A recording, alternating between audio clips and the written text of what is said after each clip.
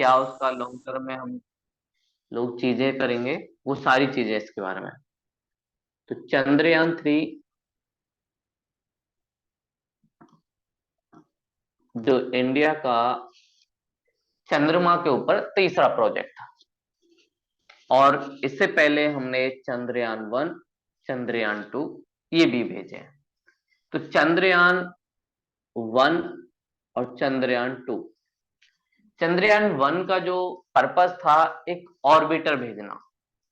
Orbiter का मतलब क्या होता है? देखिए, जैसे हमारा अर्थ है और हमारे अर्थ के चारों तरफ मून घूमता है।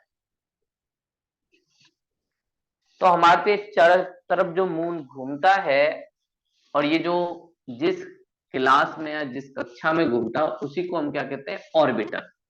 ये मून का ऑर्बिट है। तो हम लोग क्या करते हैं कि मून के चारों तरफ एक सैटेलाइट घुमा देते हैं, और उससे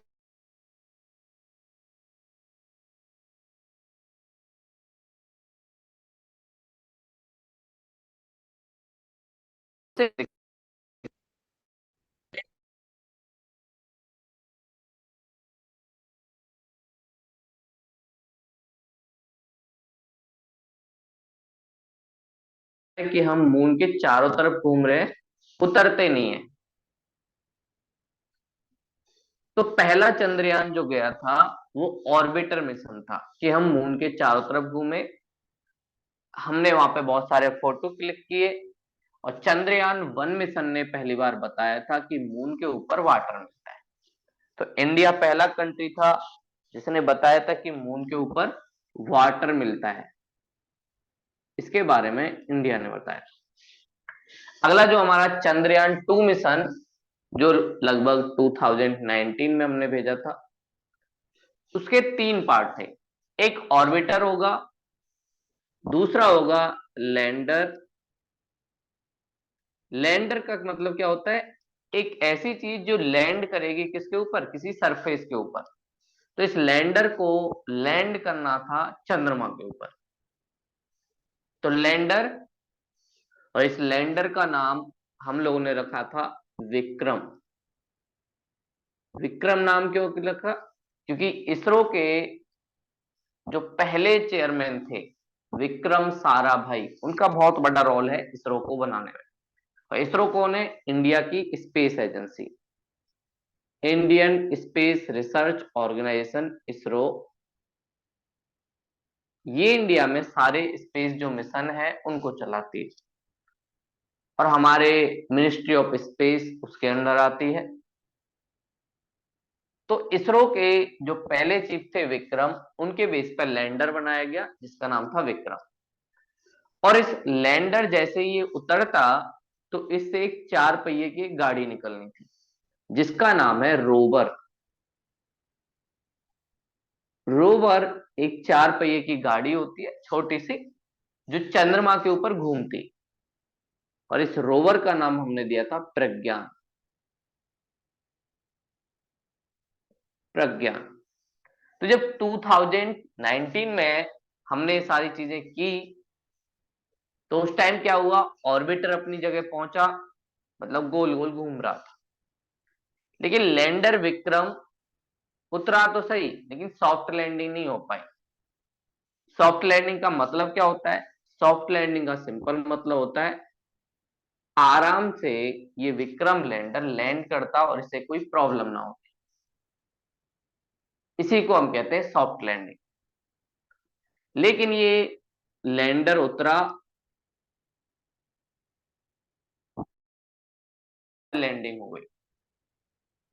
तो हमें करानी थी सॉफ्ट लैंडिंग। सॉफ्ट लैंडिंग मतलब आराम से। देखो, जब हम इसे अर्थ से भेजते हैं तो ये गोल गोल डायरेक्शन में घूमते हुए मून की क्लास में पहुंचता है।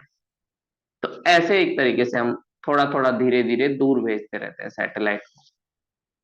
और फिर कुछ टाइम बाद ये पहुंच जाता है किसके पास? मून के पास।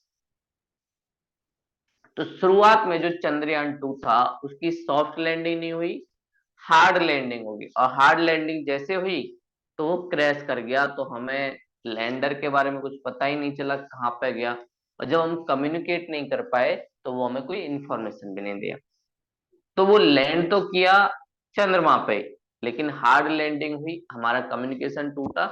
इसलिए बोला जाता है कि चंद्रयान 2 का जो एक पार्ट था, जो इम्पोर्टेंट पार्ट भी था, लैंड करना और उस 4 पहिए की गाड़ी को घुमाना। तो 4 साल बाद 2023 में हमने फिर से कोशिश की कि चंद्रयान 3 को, और चंद्रयान 3 में भी इन लैंडर को भेजा गया।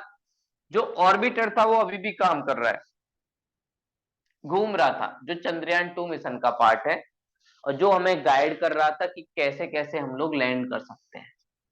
और लैंडर का नाम इस बार भी विक्रम, रोवर का नाम इस बार भी प्रज्ञान, ये सारी चीजें। लेकिन इस बार ये सारा 23 अगस्त 2023 को सॉफ्ट लैंडिंग हो गई। तो हमारा चंद्रयान 3 मिशन सक्सेसफुल हुआ। हमने आराम से एक तरीके से सॉफ्ट लैंडिंग करा दी, और पूरे देश ने भी देखा, साथ में दुनिया ने भी देखा कि भाई इंडिया सॉफ्ट लैंडिंग कर चुका है। और सॉफ्ट लैंडिंग कराना मुश्किल क्यों होता है? क्योंकि जब ये मिशन जाता है तो इसकी स्पीड बहुत ज्यादा होती है, और सॉफ्ट लैंडिंग के लिए आपको स्पीड बहुत कम करनी है। तो मान लीजिए आपकी स्पीड है 60,000 किलोमीटर पर आवर, लेकिन आपको सॉफ्ट लैंडिंग करनी है तो उसको लाना है 2 किलोमीटर पर आवर। तो वो आसान नहीं होता, वो भी इतनी दूर। इसका मतलब हमारे पास ऐसी टेक्नोलॉजी होनी चाहिए कि जब हम चाहें उसकी ब्रेक लगा के स्पीड रोक सके, जब हम चाहें उसकी स्पीड बढ़ा सके। तो इसलिए सॉफ्ट लैंडिंग एक चैलेंजिंग टास्क होता है। और ऊपर से इस चंद्रयान 3 में एक और खास बात, कि हम लोग लैंडिंग तो कर रहे थे, इंडिया का ये पहला मिशन है जिसमें इंडिया स्पेस में सॉफ्ट लैंडिंग कर रहा है। और साथ में ही हम लोग मून के साउथ पोल की तरफ गए। देखो, मून के नॉर्थ पोल की तरफ, नॉर्थ पोल की तरफ जो मून है, उस पर बहुत सारे लोगों देशों का मिशन गया है। जैसे आपने सुना होगा नासा। नासा किसकी है? यूएसए की। उसका मिशन गया है नॉर्थ पोल के ऊपर। साथ में रसिया ने भी नॉर्थ पोल के ऊपर अपना मून भेजा है, साथ में चाइना। तो यूएसए का अपोलो मिशन, रसिया का भी मिशन, और साथ में चाइना का मिशन, ये 3 कंट्री ऐसी है जो पहले ही सॉफ्ट लैंडिंग करा चुकी हैं। किसके ऊपर? मून के ऊपर। लेकिन ये सब नॉर्थ पोल में करा के आई है। साउथ पोल में एक सबसे बड़ी दिक्कत क्या होती है? जो हमें दिखता है जो एरिया मून का, वो मून का नॉर्थ पोल होता है, और हमेशा वही सरफेस सन की तरफ होता है, तो वहां पर लाइट आती है। साथ में वहां का जो टेरेन है या सरफेस है, काफी ज्यादा हैप्पीजार्ड मैनर में नहीं है, क्योंकि आपने देखा होगा कि चंद्रमा के ऊपर बहुत सारे गड्ढे हैं। इसकी वजह से लैंड कराना थोड़ा मुश्किल हो जाता है। तो इन सब लोगों ने नॉर्थ को चुना, जिससे कि आसानी से लैंड कराया जा सके। तो इनके मिशन सक्सेसफुल हुए, और इंडिया फोर्थ कंट्री है जो मून पर लैंड करा चुका है अपना मिशन। तो इंडिया फोर्थ कंट्री जो मून पर अपना मिशन लैंड कराया है, और साथ में इंडिया फर्स्ट कंट्री जो साउथ पोल पर अपना मिशन लैंड किया, और वो भी सॉफ्ट लैंडिंग। पर ऐसा क्यों होता है कि हमें नॉर्थ पोल ही मून का दिखाई देता है? उसका रीजन होता है मून का जो रोटेशन। रोटेशन मतलब जब आप अपने एक्सिस पे घूमो, अगर आप ऐसे गोल गोल अपने ही चारों तरफ घूमते हो तो वो रोटेशन होता है। लेकिन अगर आप किसी और चीज के चारों तरफ घूमो तो उसे क्या कहते हैं? रिवॉल्यूशन। तो मून का 28 दिन का रोटेशन होता है, मतलब अपने एक्सिस पे भी 28 डे में घूमता है, और रिवॉल्यूशन भी अप्रोक्स इतना ही होता है, 28 डे का। इसलिए मून का सिर्फ एक पार्ट ही हमें दिखाई देता है, दूसरा पार्ट कभी दिखता ही नहीं। तो उसका रीजन है उसका रोटेशन और रिवॉल्यूशन दोनों सेम पीरियड का होना। इसलिए सन के तरफ एक ही पार्ट होता है, उसी को लाइट मिलती है, साउथ वाले को मिलती है। और साउथ पोल को चुनने का एक और रीजन, हमें ये लगता है कि साउथ पोल पर आइस है, बर्फ है। बर्फ है इसका मतलब वाटर है। और जिसकी बात हमारे चंद्रयान 1 मिशन ने की थी कि भाई चंद्रमा के ऊपर पानी है, और जहां पर पानी है वहां पे लाइफ है। हमारे जो किसी भी स्पेस मिशन का मेन एक रीजन है लाइफ को ढूंढना, और साथ में वहां पर टेरेन कैसा है, वहां के रिसोर्स कैसे हैं, क्या हम फ्यूचर में वहां के रिसोर्स को यूज कर सकते हैं या नहीं, क्या वो प्लेनेट हमारे रहने के लिए है या नहीं, क्या हम उसको बना सकते हैं अपने रहने के लिए या नहीं, ये मिशन का एक पार्ट होता है। तो हमने साउथ पोल पे लैंडिंग की, उसका एक रीजन था वहां पे आइस का मिलना, बर्फ वहां पे है। और बर्फ अगर मिलेगी तो हो सकता है कि वहां पे लाइफ भी मिले, मीथेन अगर मिल गया तो हमें लाइफ भी मिल जाएगी। तो हमें पता चल सकता है कि भाई चंद्रमा पर कैसे लाइफ। और ये जो 4 पहिए की गाड़ी जिसे हम विज्ञान कह रहे हैं, जिसे रोवर कहा जाता है, ये लगभग 14 डे घूमेगी। क्यों? क्योंकि इसको लाइट तो मिलेगी नहीं सन की। तो इसके पास जो बैटरी बैकअप है वो 14 दिन का है, लगभग 2 वीक। तो 2 वीक के आसपास ये घूमेगी, चंद्रमा के ऊपर से बहुत सारे मटेरियल देखेगी कि भाई क्या क्या मटेरियल है, और उनका जो सैंपल है उसको चेक करके इसरो को रिपोर्ट करेगी। तो इससे हमें बहुत सारी नॉलेज मिलेगी। अगली बात आती है चंद्रयान 3 का इंडिया को फायदा क्या हुआ। बहुत सारे पैसे हमने लगाए, इन पैसों को एजुकेशन में लगा सकते थे, इन पैसों को हेल्थ में लगा सकते थे, लेकिन फिर भी क्यों हमने चंद्रयान 3 पे लगाया? देखो उसके बहुत सारे पर्पस है, इसका बहुत सारे पॉजिटिव पॉइंट हमें मिलते हैं। पहली बात, इंडियन स्पेस एजेंसी ने ये शो कर दिया कि उसके पास साइंस एंड टेक्नोलॉजी है कि वो सॉफ्ट लैंडिंग करा सकता है, सॉफ्ट लैंडिंग करा सकता है, और किसी भी मिशन को मून पर भेज सकता है, या हम किसी और स्पेस के जो प्लेनेट है वहां पर सॉफ्ट लैंडिंग करा सकते हैं। और आज की दुनिया में स्पेस एक बहुत बड़ा बिजनेस बन गया है। बहुत सारे लोग स्पेस में घूमना चाहते हैं, बड़े बड़े बिजनेसमैन स्पेस में जाना चाहते हैं, इसलिए बहुत सारी प्राइवेट कंपनियां बन गई। जैसे एलोन मस्क की एक कंपनी है स्पेस एक्स, ये काफी ज्यादा पैसा कमाती है, लोगों को स्पेस टूरिज्म प्रोवाइड करती है। अब इन प्राइवेट कंपनी और बहुत सारे बिजनेसमैनों को स्पेस में जाना है, उसके लिए किसी ऐसी इंस्टीट्यूशन से बात करनी पड़ेगी जिसके पास ऐसा लॉन्चिंग पैड हो जो ऊपर उन्हें पहुंचा सके। और हमारी इसरो की एक और खास बात, बहुत कम पैसे में ये अपने मिशन लॉन्च करती है। हमारे जो मिशन हैं वो यूएसए, रसिया और चाइना के मिशन से लगभग 1/3 कॉस्ट के हैं। अगर ये लोग 30 मिलियन खर्च करते हैं तो हम सिर्फ 10 मिलियन कर सकते हैं। तो एक इंडिया के पास एडवांटेज क्या है? कॉस्ट। और किसी भी चीज की डिमांड डिपेंड करती है प्राइस के ऊपर।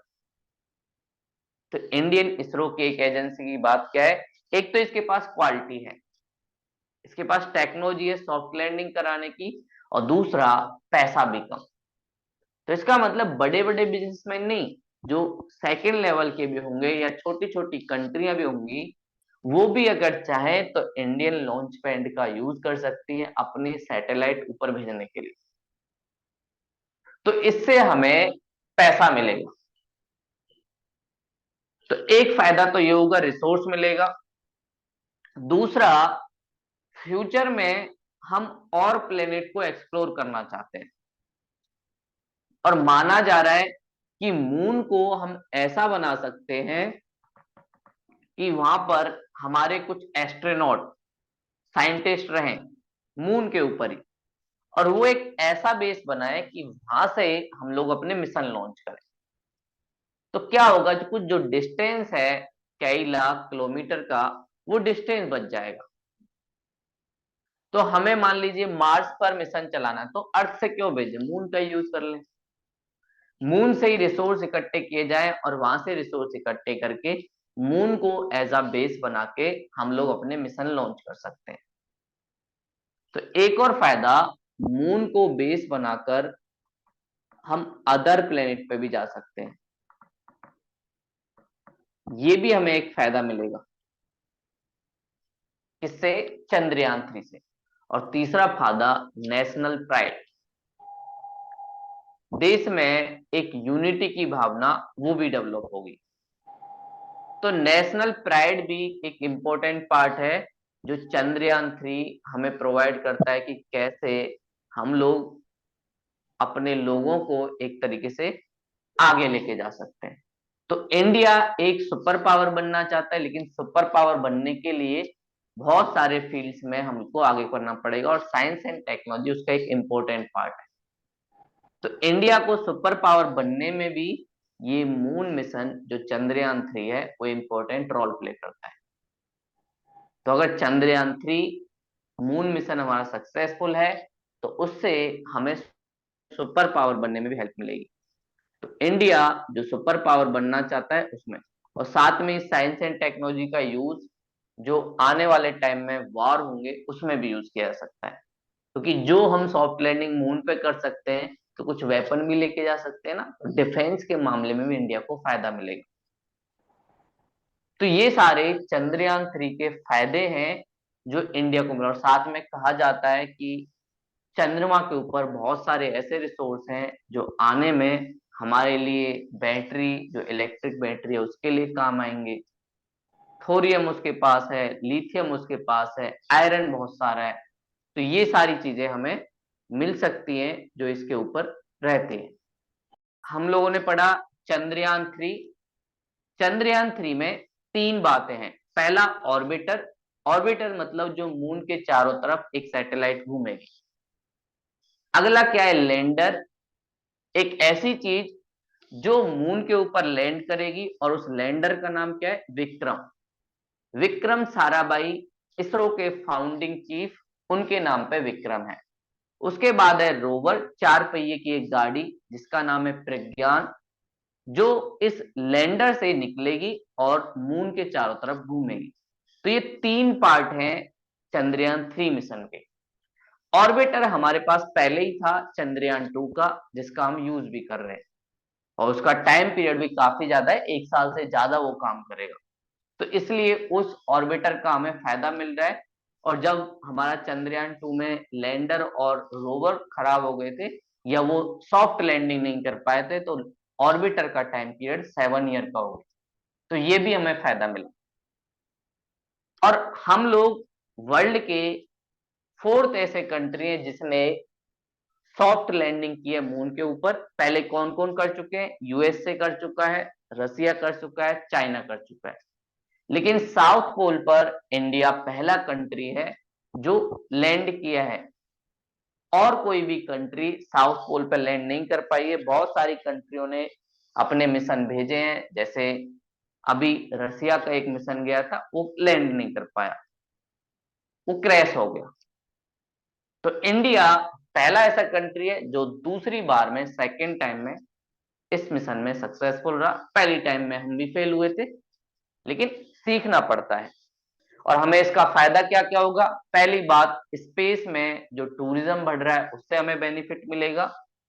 और हमारी एक टेक्नोलॉजी कहीं ना कहीं हमें बहुत सारे रिसोर्स दिलाएगी, प्राइवेट कंपनियों से भी, साथ में बहुत सारी गवर्नमेंट चाहती हैं कि उनका भी मिशन जाए, तो उसमें हेल्प करेगा। साथ में हम मून को एज अ बेस यूज कर सकते हैं अदर प्लेनेट पे जाने के लिए, इसमें हमें हेल्प करेगा। साथ में मून के ऊपर बहुत सारे ऐसे रिसोर्स हैं जो हमारे काम आ सकते हैं, तो हम मून को माइन कर सकते हैं, वहां से आयरन ला सकते हैं, वहां से थोरियम ला सकते हैं, जो हमारे देश के लिए काफी ज्यादा इंपॉर्टेंट होगा। तो एक इसका मतलब है कि मून का रिसोर्स का अगर डिवीजन होगा तो जो पावर वहां पे जाएगी वही रिसोर्स लेके आ सकती है। तो इंडिया के पास ये अपॉर्चुनिटी है, और इंडिया उस एलीट क्लब में शामिल हो गया है जहां पर कुछ ही देशों के पास ऐसी टेक्नोलॉजी है कि वो अपना मिशन सॉफ्ट लैंड करा सकते हैं। तो इससे हमारी नेशनल जो प्राइड है वो भी इंप्रूव होती है, और इंडिया भी एक सुपर पावर है, इस बारे में सबको पता चलता है। तो ये हमने जाना चंद्रयान 3 के बारे में। लेकिन बहुत सारे लोग जो क्रिटिसाइज करते हैं कि भाई हमारे पास वैसे ही इतना पैसा नहीं है, लोगों को नौकरी देनी चाहिए, कुछ और डेवलप करना चाहिए। लेकिन अगर हम लोग आज, चलो ठीक है, हम लोग बहुत सारी टेक्नोलॉजी इंपोर्ट करते हैं, उनकी हमें बहुत सारी कीमत देनी पड़ती है। लेकिन अगर हमारे पास टेक्नोलॉजी होगी, तो टेक्नोलॉजी नया टूल है वर्ल्ड में सुपर पावर बनने का।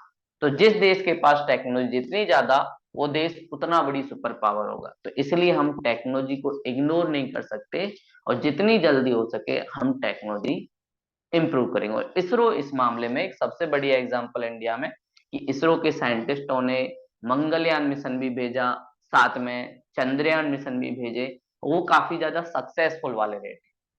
इसी की वजह से जैसे ही हमारा चंद्रयान 3 एक तरीके से सक्सेसफुल हुआ, तो बहुत सारी प्राइवेट कंपनियों ने इसरो को अप्रोच किया, और उसके साथ एक तरीके से उन्होंने बोला कि भाई हम लोग आपसे एग्रीमेंट करना चाहते हैं कि आपका लॉन्चिंग पैड, हमारी इसरो के पास कई सारे लॉन्चिंग पैड हैं जिनके थ्रू हम मिशन को भेजते हैं। एक जो सबसे बड़ा लॉन्चिंग पैड है वो है GSLV, geosynchronous lower orbit launch vehicle. ये क्या करता है कि भारी जो हैवी वेट वाले मिशन हैं जैसे चंद्रयान, मंगलयान, उनको भेजने में हमारी हेल्प करता है। तो एक लॉन्चिंग पैड ये है इंडिया के पास, क्योंकि आपको लॉन्च करने के लिए बूस्टर चाहिए, तो ये बूस्टर की तरह काम करता है GSLV। एक हमारे पास है PSLV, polar satellite launch vehicle. ये मिशन भेज सकता है पोल के ऊपर, या तो अर्थ के नॉर्थ पोल या साउथ पोल। और GSLV क्या है, सिंक्रोनस है, मतलब अर्थ के किसी भी एरिया से आपको मिशन भेजने में हेल्प करता है। और एक हमारा है ASLV, जो हमारा पहला लॉन्चिंग पैड था।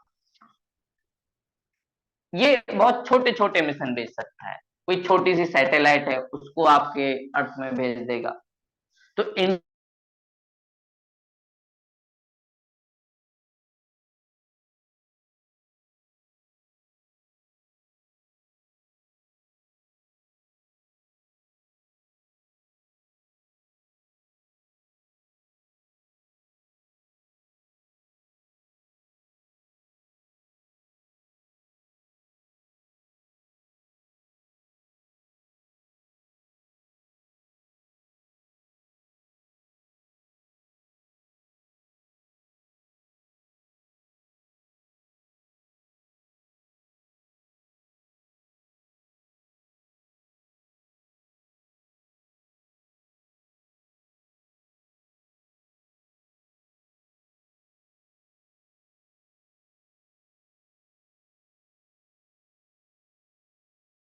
लॉन्चिंग पैड एक तरीके से हमारे जाना है। तो ये सारी चीजें आप लिखना चाहते हो तो लिख सकते हो, ठीक है। अभी नहीं लिख पाओ तो बाद में लिख लेना।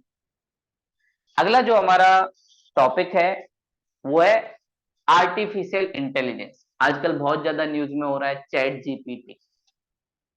कैसे ChatGPT से बहुत सारे लोगों ने क्वेश्चन उठाए कि हमारी जॉब जा रही है। तो एक रिपोर्ट आई लिंक्डइन की। लिंक्डइन एक साइट है, काफी ज्यादा फेमस है, जो बिजनेस प्रोफाइल के लिए काफी ज्यादा काम करती है। तो इसने एक रिपोर्ट रिलीज की, क्या फ्यूचर ऑफ जॉब कैसा होगा, आर्टिफिशियल इंटेलिजेंस आने के बाद क्या जॉब का जो तरीका है वो पूरा चेंज हो जाएगा, उसमें क्या क्या चेंज आएंगे, और कौन से ऐसे लोग हैं जो अपनी जॉब बचा पाएंगे, और किन किन लोगों की जॉब जाएगी, और कैसे हम लोग इसके साथ एक तरीके से सिंक्रोनाइज हो सकते हैं या उसके साथ जुड़ सकते हैं, जिससे हमारी जॉब भी ना जाए और साथ में कुछ अच्छा भी हो। तो आर्टिफिशियल इंटेलिजेंस, AI टूल, या जिसे हम आजकल मशीन लर्निंग के नाम से जानते हैं। देखो, आर्टिफिशियल इंटेलिजेंस का मतलब क्या होता है, जैसे इंसान की मेमोरी उसे बहुत सारी चीजें सिखाती है। जैसे हमें, अगर हम छोटे बच्चे होते हैं तो हम अगर आग के पास जाते हैं तो हमें तुरंत एक तरीके से हीट महसूस होती है, तो एक डर होता है। तो हम लोग सीखते हैं कि जिसका टेम्परेचर ज्यादा है वहां पे नहीं जाना चाहिए वरना बॉडी जल सकती है। ऐसे ही जब रोबोट या कोई भी टेक्नोलॉजी इंसान की तरह सीखने लग जाए, किससे? डाटा से। हम लोग भी कैसे सीखते हैं? मेमोरी से, कि एक बार हम वहां गए थे तो वहां पर खाई थी, खाई में गिरने से नुकसान होता है। या हमारा फियर हमें सिखाता है कि भाई ये सारी चीजें नहीं करनी चाहिए। या हम लोगों ने लिखना इसलिए सीखा क्योंकि धीरे धीरे हम लोग स्क्रिप्ट सीखे, का खा घाघा लिखना सीखे, एबीसीडी लिखना सीखे। या हम किसी लैंग्वेज को जानते हैं क्योंकि बोलते बोलते हमें कुछ वर्ड समझ आए। ऐसे ही अगर मशीन सीखने लग जाए तो उसी को कहते हैं आर्टिफिशियल इंटेलिजेंस। इनके पास भी नॉलेज है, लेकिन इनकी नॉलेज कैसे है? डाटा से। इनको जितना ज्यादा आप डाटा देते जाओगे उतना ज्यादा ये सीखते जाएंगे। शुरुआत में जो आर्टिफिशियल इंटेलिजेंस आई उसका क्या काम होता था? मान लीजिए आपने इन्हें दो पिक्चर दी, एक आपने डॉग की पिक्चर दी, एक आपने कैट की पिक्चर दी, और पांच पिक्चर ये हैं, पांच पिक्चर ये हैं, 10 पिक्चर आपने इसको दी। तो शुरुआती फेज में आर्टिफिशियल इंटेलिजेंस इतना कर पा रहा था कि ये दो 10 पिक्चर आपने दी और आपने उसको बता दिया ये डॉग है, ये कैट है। तो वो आपको रिजल्ट दे सकता है कि आप उससे पूछ सकते हैं बताओ ये डॉग की पिक्चर है या कैट की। तो वो इतना बता पा रहा था। मतलब अभी लो लेवल पे आर्टिफिशियल इंटेलिजेंस। लेकिन अब आर्टिफिशियल इंटेलिजेंस थोड़ा आगे बढ़ा। अब उसे आपने यही पिक्चर दी, पांच ये पांच ये, लेकिन आपने उसे कुछ पैरामीटर बता दिए कि डॉग की शक्ल कैसी होती है, उसकी आंख कैसी होती है, उसकी बॉडी कैसी होती है। तो अब ये इन 10 से अलग कोई 11वीं पिक्चर भी आप दोगे तो उसको भी आइडेंटिटी फर्क करवाएगा। तो 11वीं पिक्चर भी आपने दी तो ये बता पाएगा ये डॉग की है, कैट की है, या इनमें से कोई नहीं। ऐसे एक तरीके से आर्टिफिशियल इंटेलिजेंस ने सीखना स्टार्ट कर दिया। तो अभी जो हमारी जॉब है वो मेमोरी बेस्ड है। हम लोगों ने भी कुछ ना कुछ चीजें सीखी हैं, और अगर ये आर्टिफिशियल इंटेलिजेंस या मशीन ये सारी चीजें सीख सकती है और इसकी जो प्रोडक्टिविटी है वो ज्यादा अच्छी है, तो कोई भी बिजनेसमैन या कोई भी एम्प्लॉयर किसी पर्सन को क्यों रखेगा? वो इस आर्टिफिशियल इंटेलिजेंस से काम नहीं ले सकता, तो वो ऐसे अपना काम लेना स्टार्ट कर देगा। तो इसीलिए बात आती है, जब ये सारी चीजें जो अभी ह्यूमन बीइंग कर रहे थे, जैसे सीए का रिकॉर्ड मेंटेन करना है, चार्टर्ड अकाउंटेंट जिसका काम है कंपनी का पूरा रिकॉर्ड लेजर बनाना, बैलेंस शीट बनाना, कितना कंपनी का एक्सपेंडिचर हुआ, कितना इनकम हुआ। लेकिन अगर आप ये डेटा आर्टिफिशियल इंटेलिजेंस या मशीन को दे देते हैं, वो भी प्रोड्यूस कर देती है। तो इसमें सीए का बड़ा रोल क्या है? या अगर कंपनी को चाहिए, पहले कंपनी के पास सीए के नीचे भी 10 एम्प्लॉय थे। अब कंपनी ने क्या कहा, देखो भाई साहब सीए आप रहिए और आपको हम चैट जीपीटी दे रहे हैं, और चैट जीपीटी के थ्रू आप इस डाटा को एनालाइज करके हमें दे दो। तो अब ये जो 10 लोग हैं इनकी जरूरत ही नहीं है। ये लोग क्या कर रहे थे? डाटा माइनिंग कर रहे थे, कंपनी के अलग अलग बिल को एक साथ ला रहे थे। लेकिन अब वो एक साथ लाने का काम चैट जीपीटी कर दे रहा है। तो चैट जीपीटी बोल रहा है कि भैया तुम्हें 10 लोगों को सैलरी देने की जरूरत क्या है, हम अकेले जब ये काम कर दे रहे हैं। साथ में अब चैट जीपीटी जो लगभग 2022 में इंक्लूड किया था, जो पहली बार आया, धीरे धीरे सीखने लगा है। शुरुआत में इसके पास बहुत कम नॉलेज थी, लेकिन अब आप इससे बहुत सारे काम ऐसे करा सकते हो जो यूनिक भी हो सकते हैं। बस इसको गाइड करने की जरूरत है, और इसके पास अगर डाटा होगा तो ये बना सकता है। जैसे ये ऐसी वेडिंग की फोटो बना सकता है जैसी आप चाहते हैं। मान लीजिए आप कोई वेडिंग शो करना चाहते हैं, तो पहले वेडिंग शो करने के लिए आपको एडवर्टीजमेंट करनी होती थी। आपको किसी को हायर करना पड़ेगा, किसी आर्टिस्ट को जो थोड़ी ब्यूटीफुल पिक्चर दिखाए, साथ में उसको ज्वेलरी पहनानी पड़ेगी, कोई मेकअप करने वाला आएगा, तब जाके आप उसका फोटो करोगे और फिर उस फोटो को दिखाओगे। लेकिन अब आर्टिफिशियल इंटेलिजेंस क्या कह रहा है, बस मुझे डाटा दे दो कि तुम्हें कैसी पिक्चर चाहिए। तो तुमने डाल दिया कि भाई गुड लुकिंग एक गर्ल्स होनी चाहिए, उसने कपड़े पहने होने चाहिए शादी वाले, और उसका मेकअप ठीक ठाक होना चाहिए। इसने कोई पिक्चर आपको दे दी। तो आपको उस मेकअप आर्टिस्ट और उसकी जरूरत क्या है, आपने बस इसको एक बंदे को हायर किया, वो इसको गाइड कर रहा है, और वो गाइड करने के बाद एक पिक्चर दे रहा है, और जो यूनिक है, कहीं से उसने ली नहीं है, कॉपी नहीं किया है, उसने अपनी इंफॉर्मेशन के बेस पे उस पिक्चर को बनाया है। तो कोई क्लेम भी नहीं कर सकता कि मेरी पिक्चर का यूज क्यों किया। बस वो स्टडी कर लिया है कि कैसे हम लोग इस चीज को जान सकते हैं। तो ऐसे धीरे धीरे चैट जीपीटी जैसे टूल एक डिस्टरबेंस ला रहे हैं, और इसे हम दो तरीके से समझ सकते हैं, या तो ये रिवॉल्यूशन है या ये डिजास्टर है। रिवॉल्यूशन इस मामले में अब इंसान को थोड़ा आगे का सोचना पड़ेगा। अभी तक हमारी जो जॉब है वो ज्यादातर मेमोरी बेस्ड, और इंसान मेमोरी से अपना इंटेलिजेंस गैदर करता था, और जिसने ज्यादा बुक पढ़ रखी, जिसके ज्यादा ज्ञान था, वो अपने आप को इस दुनिया में बड़ा एक महान आदमी साबित करता था। लेकिन आर्टिफिशियल इंटेलिजेंस ने इस बात को गलत साबित कर दिया। अब आपका काम सिर्फ मेमोरी के बेस पे नहीं चलेगा, अब आपको थोड़ा आगे जाना पड़ेगा। आपको कोई भी काम करना है, बस इसको गाइड करना है, और गाइड करने के बाद आर्टिफिशियल इंटेलिजेंस या मशीन आपको आपका वर्क करके दे देगा। तो फायदा ये हुआ, आपकी प्रोडक्टिविटी इंक्रीज हुई। पहले जिस काम को करने में आपको 10 घंटे लगते थे, पहले अलग अलग इमेज ढूंढनी पड़ती थी, फिर सोचते कि ऐसी इमेज हम बनाएंगे, अब सोचने की जरूरत नहीं है, ये आपको ऑप्शन दे दे रहा है। आपको दिमाग किस पे लगाना है, कैसे इसको गाइड करो, इस पर आपको दिमाग लगाना है। तो इससे फायदा ये होगा कि जब हमारी प्रोडक्टिविटी इंक्रीज होगी, तो हर ह्यूमन बीइंग को टाइम मिलेगा। किसके लिए? अपनी एथिक्स के लिए।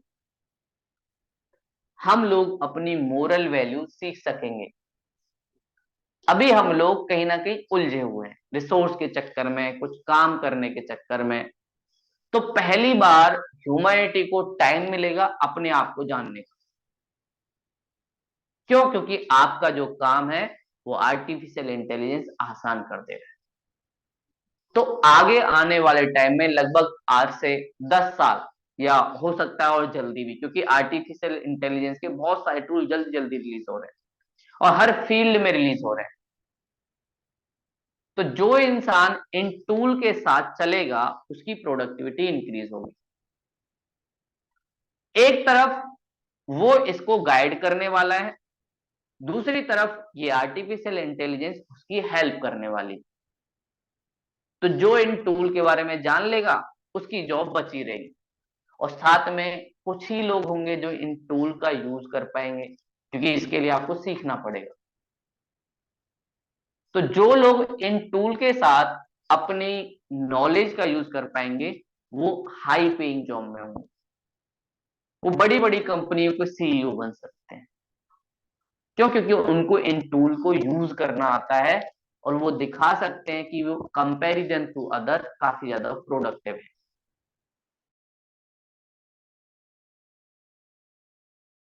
तो हम बेशक टेक्निकल बैकग्राउंड से नहीं है, उसके बावजूद भी हम लोग टेक्निकल काम कर सकते हैं। बेशक आपको किसी फील्ड की नॉलेज नहीं है, तो अब इंसान एक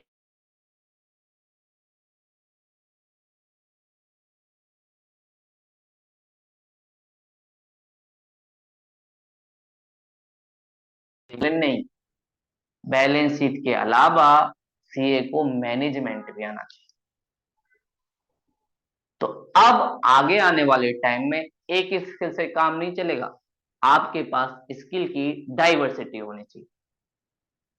आपको बोलना पड़ेगा कि मैं सीए हूं, साथ में मेरे अंदर इतना इमोशनल इंटेलिजेंस है कि मैं मैनेज कर सकता हूं एम्प्लॉइयों को भी।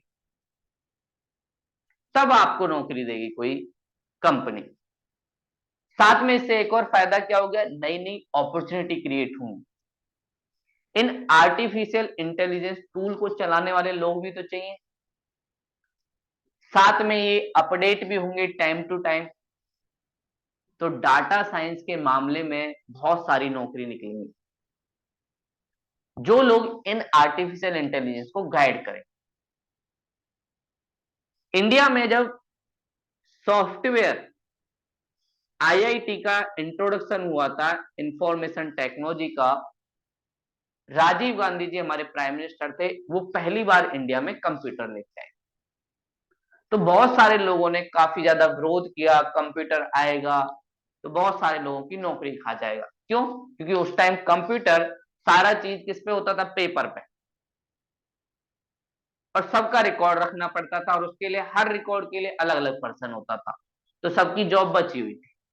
लेकिन कंप्यूटर आया तो उसने आसान कर दिया रिकॉर्ड को रखना, और जो लोग कंप्यूटर सीख पाए उनको जॉब मिली, और कंप्यूटर से बहुत सारी आईटी सेक्टर की जॉब मिली, और इंडिया आईटी सेक्टर का हब बन गया। और हम लोग वो काम भी करवाए जो हमारे देश में नहीं था, बाहर का था। तो ऐसे ही अगर अब इंडिया को वर्ल्ड में सुपर पावर बनना है या मेक इन इंडिया को बढ़ाना है, तो हमें अपने लोगों को आर्टिफिशियल इंटेलिजेंस, मशीन लर्निंग के थ्रू सिखाना पड़ेगा कि कैसे ये लोग ये टूल का यूज कर सकते हैं।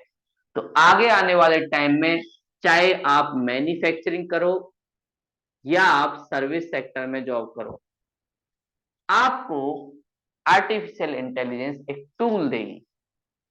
जैसे मान लीजिए आपको कोई प्रोडक्ट बनाना है, पहले क्या होता था, उस प्रोडक्ट के लिए आप काफी लोगों से डिस्कस करते थे, मार्केट में जाते थे, अलग अलग सैंपल इकट्ठा करते थे। लेकिन अब आपके पास एक ऐसा टूल है जो आपको अलग अलग तरह का प्रोडक्ट, और साथ में आपको रिसर्च करके दे रहा है कि मार्केट में इसकी डिमांड क्या है। मान लीजिए कोई आप बिस्किट बनाना चाहते हैं, तो आप कुछ यूनिक बिस्किट बनाना चाहते हैं, और आपने उसको बताया कि भाई पहले मुझे रिसर्च करके बताओ इस टाइप के बिस्किट कितने लोग चलाते हैं और उनकी डिमांड क्या है, कितना वो प्रॉफिट कमाते हैं। तो वो सारा डाटा, जिसके लिए आपको बहुत सारे एम्प्लॉय लगते थे कि भाई जाओ आप सर्वे करके आओ, ये अपने आप करके दे दे रहा है। देखो भैया आपके फील्ड में इतने लोग हैं, इतने की टीम चाहिए, ये एक्सपर्टीज चाहिए, और अगर आपके पास इतनी टीम है तो आप आसानी से ऐसा बिस्किट लॉन्च कर सकते हैं। और साथ में आप अगर टूल डालना चाहते हैं तो टूल डालिए, और हम आपको रिजल्ट देते हैं कि अगर ऐसा बिस्किट होगा तो कितने लोग पसंद करेंगे। क्यों? क्योंकि इसने सर्वे ले रखा है आपके सोशल मीडिया से कि कौन कौन से लोग चॉकलेट वाला बिस्किट पसंद करते हैं, और उस सर्वे से, और साथ में इसके पास एज का डाटा भी है कि कौन से बच्चे हैं या कौन से लोग हैं, किस किस कंट्री में हैं जो ऐसा बिस्किट खाते हैं। जब ये सारा डाटा आपको दे देगा, उसके बाद मैन्युफैक्चरिंग में आप ये वाला बिस्किट लॉन्च करोगे, तो आपकी सक्सेस रेट होने के चांसेस बहुत ज्यादा है, क्योंकि आप लोगों ने पहले ही वो डाटा, वो मार्केट को देख लिया है जहां पे आपका बिस्किट जाने वाला। तो आर्टिफिशियल इंटेलिजेंस हर लेवल पे एक तरीके से चेंज लाएगा। ऐसा ही हमारे गवर्नमेंट सिस्टम में होगा, एडमिनिस्ट्रेशन में भी ऐसा ही होगा। अब एडमिनिस्ट्रेशन में भी सरकार को ज्यादा एम्प्लॉय की नहीं, सरकार क्या करेगी, कुछ एक्सपर्ट लोग हायर करेगी, और एक्सपर्ट लोगों को बोला जाएगा देखो तुम्हारे पास एथिक्स होना चाहिए। पहली बात, एथिक्स इमोशनल इंटेलिजेंस की वैल्यू होगी, क्योंकि इन आर्टिफिशियल इंटेलिजेंस के साथ एक प्रॉब्लम है, ह्यूमन से इंटरेक्शन नहीं कर सकते। इनके पास जो डाटा है ना, बस वही है, इनके अंदर अभी इमोशन नहीं है। ये सिर्फ वर्क करके दे सकते हैं, लेकिन किसी से बातचीत करके नहीं दे सकते। बातचीत करेंगे तो इनके अंदर जो फीड किया गया है वही बात होगी। अगर इनसे आप अचानक डिसीजन लेने की बात करोगे तो उसमें फेल हो जाएंगे। और इस मामले में ह्यूमन बीइंग के पास अभी अपर हैंड है कि हमारे अंदर एथिक्स है, इमोशन है। हमें पता है कि किसी के दुख में हमें कब दुखी होना है, किसी के सुख में सुखी कब होना है। इसके पास अभी इमोशन नहीं है। तो आने वाले टाइम में इमोशनल इंटेलिजेंस या एथिक्स की जो वैल्यू है वो और ज्यादा बढ़ जाएगी। अगर कोई पर्सन इन सारी चीजों को जानता है और साथ में उसमें मोरल वैल्यू है, इम्पैथी है, सिंपैथी है और लोगों के प्रति, तो उसकी वैल्यू और ज्यादा बढ़ेगी। और इसमें बोला जाता है वुमेन के अंदर ये सारी चीजें होती हैं तो उनको एक अपर हैंड मिलेगा, लेकिन सबको सीखना पड़ेगा। क्योंकि इमोशन वो टूल होगा जिसके थ्रू आप लोगों से लिंक कर पाओ।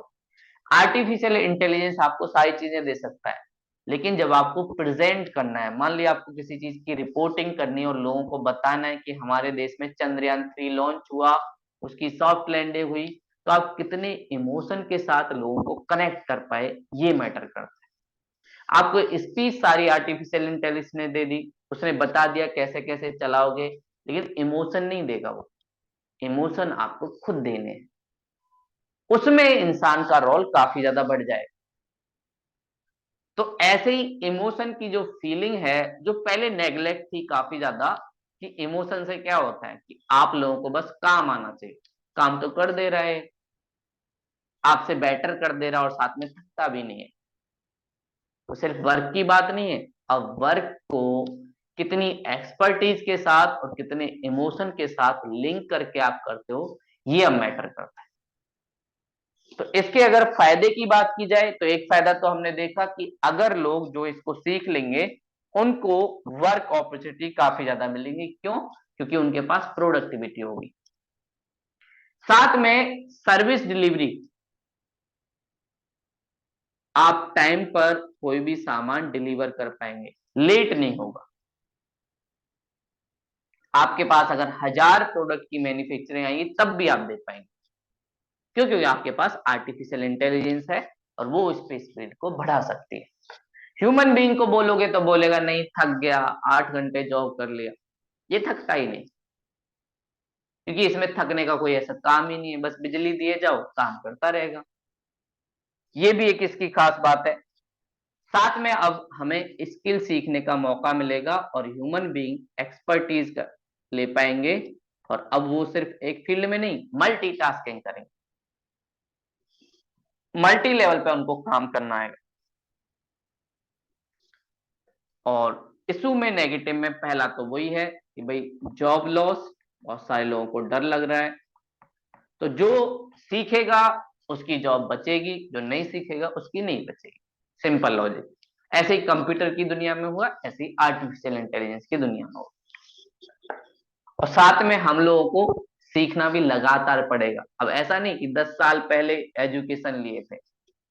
एक और इसका फायदा क्या होगा, अब डिग्री की वैल्यू नहीं होगी, अब हुनर की वैल्यू होगी। डिग्री से ज्यादा वैल्यू इस बात पर डिपेंड करेगी कि आपके पास स्किल कितनी है। अभी क्या होता है कि आप एक एमबीए की डिग्री लेके गए और बोले कि जो मुझे मैनेजर बना दो, क्यों? क्योंकि मैंने मैनेजमेंट में डिग्री की, तो एम्प्लॉय आपको रख देता है। लेकिन अब ऐसा नहीं होगा। एम्प्लॉय बोलेगा ठीक है तुमने एमबीए किया तो मैं क्या करूं, हमें ये 3 स्किल चाहिए, मैनेजर भी चाहिए, साथ में जो इन टूल्स का यूज कर ले वो भी चाहिए, और साथ में उसमें इमोशन भी चाहिए। तब हम आपको टीम को लीड करने के लिए देंगे। तो अभी जो हमारा एजुकेशन सिस्टम है, चाहे वर्ल्ड में हो चाहे इंडिया में हो, वो कहीं ना कहीं कोलैप्स होगा और इंसान को एक फ्रीडम मिलेगी कि उसके लिए जरूरी नहीं है कि जिस फील्ड में उसने किया है या जो डिग्री ली है उसी फील्ड में जाना, वो किसी भी फील्ड में जा सकता है। अब वो जो जिस फील्ड में जाएगा उसमें फायदा होगा। जैसे अगर कोई डॉक्टर, डॉक्टर की डिग्री तो उस पे है ही, साथ में पोएम भी लिखता है, तो वो डॉक्टर भी है, साथ में पोइटर भी है। पोइम से हो सकता है अपने लोगों के अंदर, जो डॉक्टर जाता है, कोई मरीज है जिसको डर है कि मैं मर ना जाऊं, अपनी पोएम के थ्रू उसके अंदर इमोशन जगा दे पॉजिटिव कि भैया नहीं मरोगे, तो उससे क्या होगा, उस डॉक्टर की पॉपुलैरिटी बढ़ जाएगी। और लोग किसके पास जाएंगे, बोले टेक्नोलॉजी तो सबके पास है, डॉक्टर कर भी क्या रहा है, आर्टिफिशियल इंटेलिजेंस है। बस एक तरफ से सर्जरी तो की है उसने, लेकिन बात पड़ती है कि डॉक्टर ने आपको कैसा फील करवाया, क्या आप पॉजिटिव फील किए या नेगेटिव, और उसका एंड रिजल्ट क्या निकला, क्या आपकी जान बच पाई या नहीं बच पाई। तो ऐसे डॉक्टरों की वैल्यू होगी, ना कि सिर्फ उन डॉक्टरों की जो सिर्फ ऑपरेशन कर देते हैं। तो इस डॉक्टर के पास एडवांटेज होगा, ऐसे हर फील्ड में होगा। मान ली कोई एजुकेटर है, तो एजुकेटर के पास एजुकेशन तो है ही, साथ में वो अपने स्टूडेंट से कैसे कनेक्टेड हो पाता है। उनके जीवन में अगर कोई चीज हो रही है, इमोशन चल रहा है कि भाई अभी मैं नेगेटिव फील कर रहा हूं, अभी मैं पॉजिटिव फील कर रहा हूं, उन इमोशन को जान के स्टूडेंट को पढ़ाना, ये भी मैटर करेगा। अब सिर्फ ये नहीं कि बच्चे का सिलेबस खत्म करा दिया हो गया, सिलेबस से काम नहीं चलेगा, आप उनको कैसे मॉडिफाई करते हो, उनकी लाइफ में क्या चल रहा है उससे कितने कनेक्टेड होते हो, तो बच्चों को कैसा फील होता है आपके साथ, ये सारी चीजें अब ज्यादा मैटर करेंगी। क्योंकि टेक्स्ट बच्चे को मिल जाएगा, आज के टाइम में भी आप देखेंगे नॉलेज की कमी नहीं है, नॉलेज को आप कैसे यूज करते हो इसकी कमी, वरना नॉलेज सब जगह है। तो ये सारी चीजें भी हमें इमोशनल इंटेलिजेंस जो इम्पोर्टेंट पार्ट है वो देगा आर्टिफिशियल इंटेलिजेंस के बाद। और हम लोगों के पास थोड़ा टाइम भी होगा, हम लोग अपनी फैमिली को, अपने लोगों को कुछ टाइम दे पाएंगे। वरना पहले हम जो डाटा एंट्री थे, फोर्स पड़ता था, बहुत ज्यादा इम्पैक्ट पड़ता था, लेकिन आपने बस टाइप करके दे दिया, चैट जीपीटी को टाइप करके दे दिया कि मुझे ऐसे क्वेश्चन पेपर बनाना है बच्चों के लिए, और आप ऐसे क्वेश्चन पेपर बना के मुझे दे दो, वो आपको दे देगी। बस कमांड देना है, इतने आराम से आप बात करिए, इतने 10 मिनट में उसने बना के दे दिया, आपने तुरंत निकाला, प्रिंटर से निकला और बच्चों को दे दिया, और साथ में आपका जो रिजल्ट है वो एक यूनिक भी निकला। तो दोनों चीजें हो गई, और साथ में आप अपनी फैमिली को भी टाइम दे पाए, वरना पहले आपको टाइप करना पड़ता था। कुछ टाइप करने की जरूरत नहीं, बस उसको कमांड देना है कि ऐसा पेपर चाहिए, ये टॉपिक चाहिए, और ऐसा लेवल होना चाहिए पेपर का, सिविल सर्विस वाला। साथ में आपने सब्जेक्ट का नाम भी बता दिया, जितना स्पेसिफाई करोगे उतना ज्यादा आपको अच्छा रिजल्ट देगा। तो ये सारी चीजें हमें चैट जीपीटी से मिलती हैं। तो एक अच्छी चीज भी है, लेकिन नेगेटिव चीज एक और मामले में होगी, एथिकल इशू इसके साथ है। बहुत सारे लोग इसका मिसयूज कर सकते हैं, जैसे टेररिस्ट वाले लोग या वॉयलेंट वाले जो लोग हैं वो इसका मिसयूज कर सकते हैं, वो अपने फायदे के लिए इस चीज का यूज कर सकते हैं। तो ऐसी चीजें ना हो, उसको भी हमें रोकना पड़ेगा कि कैसे ये सारी चीजें हम लोग रोक सकते हैं। तो इनका अगर बैलेंस रहेगा तो आर्टिफिशियल इंटेलिजेंस पूरी दुनिया के लिए एक वरदान होगा, जो हमें नए तरीके से जीवन को जीने का मौका देगा। और ह्यूमन बीइंग के पास वो टाइम होगा जिसमें वो एक दूसरे के साथ जुड़ पाएगा, लिंक कर पाएगा।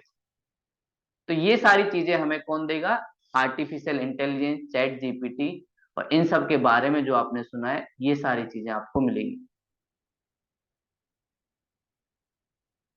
अगला जो हमारा टॉपिक है, आप लोगों ने सुना होगा ब्रिक्स का समिट साउथ अफ्रीका में इस बार हुआ। हमारे प्रेसिडेंट साउथ अफ्रीका गए, हमारे पीएम, प्रेसिडेंट नहीं, पीएम साउथ अफ्रीका गए। पीएम साउथ अफ्रीका जाके ब्रिक्स के समिट में पार्टिसिपेट किए। और ब्रिक्स क्या है, ब्रिक्स एक ग्रुप है जिसमें ब्राजील, रसिया, इंडिया, चाइना और साउथ अफ्रीका, ये सारे देश इसमें शामिल हैं। तो उसी के बारे में हम थोड़ा देखेंगे, और साथ में इस ब्रिक्स समिट में एक बात हुई कि भाई ब्रिक्स को एक्सटेंड किया जाए और बहुत सारी जो कंट्रियां हैं उनको इंक्लूड किया जाए किसमें, ब्रिक्स में। इसकी भी बात हुई। तो ब्रिक्स, इसका पूरा नाम ब्राजील, रसिया, इंडिया, चाइना। ब्रिक्स का जो डेवलपमेंट हुआ 2006 में, सबसे पहली बार 2006 में ब्रिक्स बना। इसका ओरिजिन, चार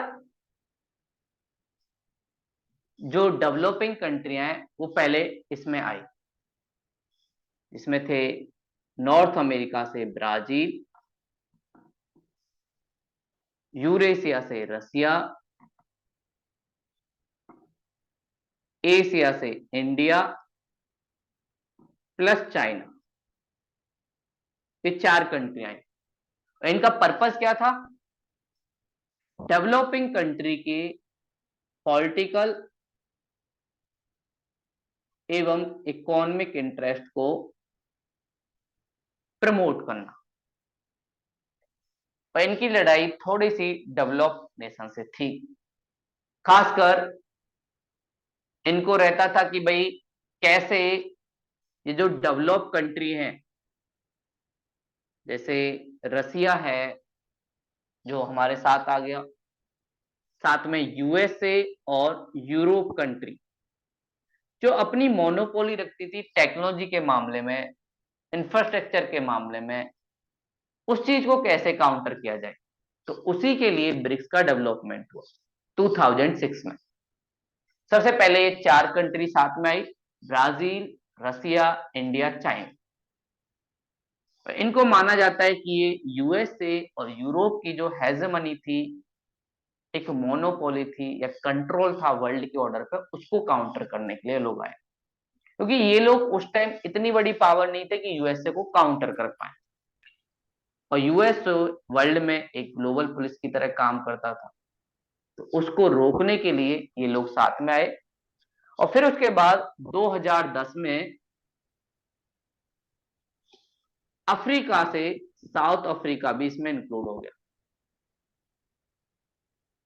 उसके बाद इसका नाम हुआ ब्रिक्स। पहले ब्रिक बना, उसके बाद ब्रिक्स बना। ऐसे इस ऑर्गेनाइजेशन का डेवलपमेंट, इस ऑर्गेनाइजेशन का हर साल एक समिट होता है, और ये समिट देशों में होता है। पहले मान लीजिए ब्राजील, फिर रसिया, इंडिया, चाइना, साउथ अफ्रीका, ऐसे सर्कुलेशन में होता रहता है हर देश। और इस समिट में जो इनके बड़े लीडर हैं देश के, जैसे कहीं के प्रेसिडेंट हो सकते हैं, कहीं के पीएम हो सकते हैं। हमारी तरफ से साउथ अफ्रीका में अभी जो समिट हुआ, पीएम मोदी जी गए और मोदी जी ने वहां अपनी बातें रखी। साथ में ब्रिक्स ने बात रखी कि कैसे ब्रिक्स को आज के न्यू वर्ल्ड ऑर्डर में एक नई तरीके से एक इंपॉर्टेंट रोल दिया जा सकता है। न्यू वर्ल्ड ऑर्डर क्या है, अब धीरे धीरे यूरोप और यूएसए की जो पावर है वो डिक्लाइन हो रही है, और धीरे धीरे एशिया की पावर बढ़ती जा रही है। इसलिए पूरी दुनिया एक तरफ देख रही है एशिया पैसिफिक जोन पर, जहां पर दो इंपॉर्टेंट लीडर हैं, एक है इंडिया, एक है चाइना। ये दो वर्ल्ड की आगे आने वाली सुपर पावर है। तो ये सब कंट्रियां एमर्ज हो रही है। तो ये सब कंट्रियां कैसे आगे फ्यूचर में काम करेंगी, इनका डेवलपमेंट कैसा होगा, इसी पर वर्ल्ड का नया ऑर्डर डिपेंड है। और साथ में अलग अलग ग्रुप भी बन रहे हैं। इंडिया की खास बात यह है कि ये दोनों में, एक तरफ क्वेड जो यूएस से लेड ग्रुप है उसमें भी इंडिया है, दूसरी तरफ ब्रिक्स जिसमें रसिया, जो बिल्कुल अगेंस्ट रहते हैं यूएसए के, उनके साथ में इंडिया। तो इंडिया कैसे इस न्यू वर्ल्ड ऑर्डर में बैलेंस बना पाएगा, ये भी एक मैटर करता है। साथ में इसमें बहुत सारी चीजें डिस्कस हुई कि कैसे ये सारी कंट्रियां जो ब्रिक्स में हैं अपने बीच ट्रेड कैसे बढ़ाएं, साथ में कैसे एक दूसरे के देश में हेल्प करें इंफ्रास्ट्रक्चर डेवलप करने में, वो सारी चीजें कैसे की जाए।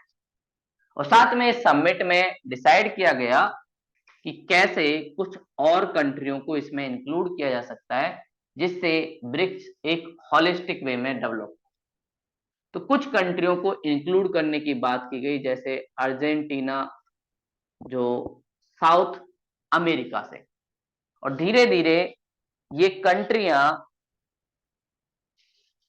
एक इंपॉर्टेंट रोल प्ले कर रही है डेवलपिंग वर्ल्ड में।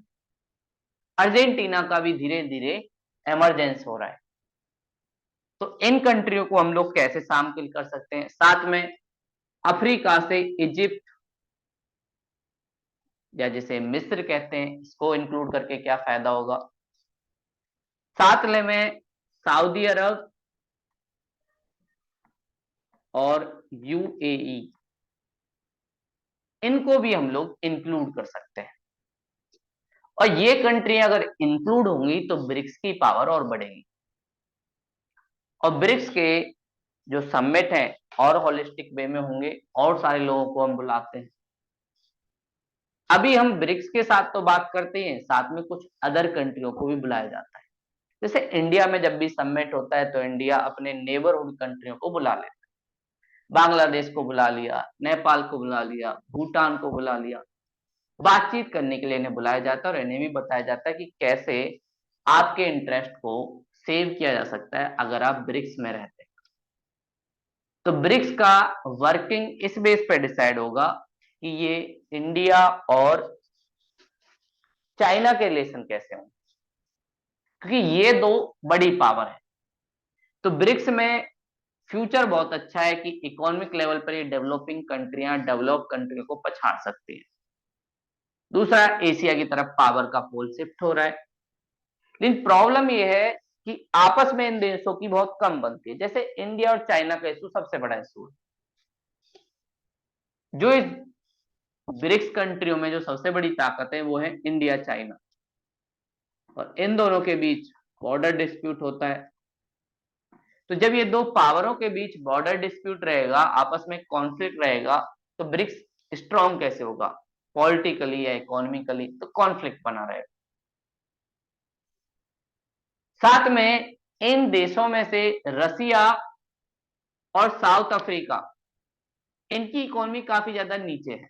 साथ में ब्राजील की भी इकोनॉमी इतनी ज्यादा स्ट्रांग नहीं हुई है, बल्कि डिक्लाइन हो रहा है इकोनॉमी में। और इंडिया चाइना तो ठीक कर रहे हैं, लेकिन ये सारी कंट्रियां थोड़ी सी डिक्लाइन कर रही। साथ में रसिया वॉर में फंसा हुआ है यूक्रेन के साथ, तो रसिया को और ज्यादा लॉस हो रहा है। तो रसिया ब्रिक्स में कैसे हेल्प करेगा, इकोनॉमिकली कैसे हेल्प करेगा, पॉलिटिकली कैसे हेल्प करेगा, ये भी एक क्वेश्चन उठता है। या फिर इंडिया और चाइना ही इसको लीड करेंगे? तो कैसे ब्रिक्स में इस बैलेंस को बनाया जाएगा कि पॉलिटिकल पावर कैसी रहे और साथ में इकोनॉमिक पावर कैसी रहे, ये भी एक इशू है जो हमें समझना पड़ेगा कि भाई कैसे ये कंट्रियां आगे लेके चलेंगी। तो इंडिया चाइना का जो कॉन्फ्लिक्ट है, एक तो इसको दूर करना पड़ेगा। दूसरा, रसिया, ब्राजील और साउथ अफ्रीका, इनकी इकोनॉमी को ट्रैक पे आना पड़ेगा। तब जाके ब्रिक्स उस गोल तक अचीव कर पाएगा जिस उसका गोल था कि हम लोग इकोनॉमिक और पॉलिटिकल जो पावर है उसको बढ़ाएंगे और धीरे धीरे डेवलपिंग कंट्रियों को अपने साथ जोड़ेंगे।